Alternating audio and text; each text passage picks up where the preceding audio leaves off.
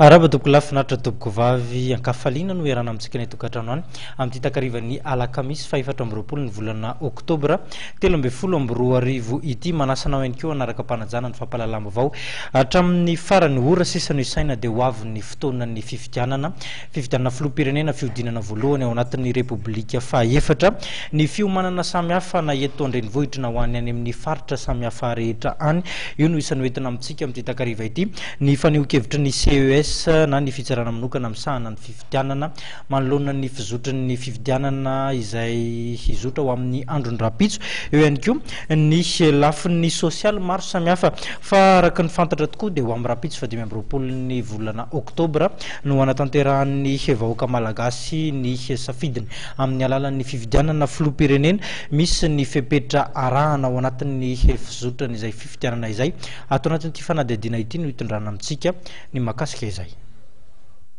Olo-pirenena mizaka ny zo-pirenena malagasy 12 taona no mihoatra ary manana karapan'olo-pirenena ary voasoratra ao anatin'ny lisy mpifidianana no afaka mifidy. Tokony ao anatin'ny tsiambaratelo no hanaovana izany fifidianana izany atao amin'ny trano-mpanjakana ahitana trano fisainana namboarina manokana.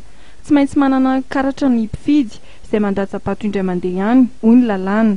Araka ny lalàna trano dia tokony mahazo karatry ny mpifidy izay manamafy ny maha ao anatin'ny lisy mpifidianana azy ny tsirairay.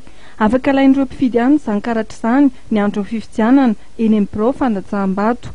Raha toa ka very izany karatra izany ary raha ohatra ka tsy nahazo duplicata na dika mitovy teny anivon'ny senita ilay mpifidy dia ny karapanondro ihany no ampiasaina ahafahana mandatsa-bato raha vao marina ny maha ao anatin'ny lisy mpifidianana n'ilay olona. Ny andron'ny fifidianana kosa indray dia misy mpikambana ao amin'ny birao mpifidianana izay manamarina ny tanan'ilay mpifidy raha toa ka misy an'ilay marika na tsia. Manaprofo ny mahampifidy azy ilay olona amin'ny alalan'ny kara-pifidianana sy ny kara-panondro.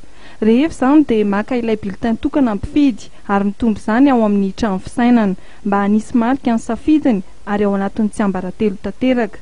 Anjaran'ny filohan'ny birao fandatsaham-bato mijery sy manara-maso mpifidy mandra-pandatsan'ny ilay vato ao amin'ny vata mangarahara.